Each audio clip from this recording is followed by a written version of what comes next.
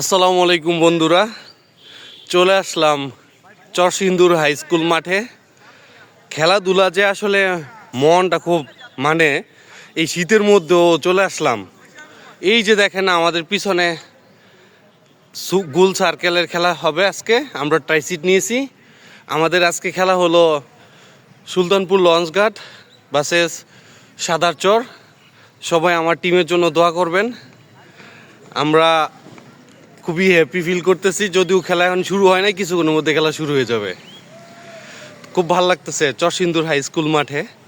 বহুদিন পরে আজকে এই মাঠে আসলাম, খুব ভালো লাগতেছে।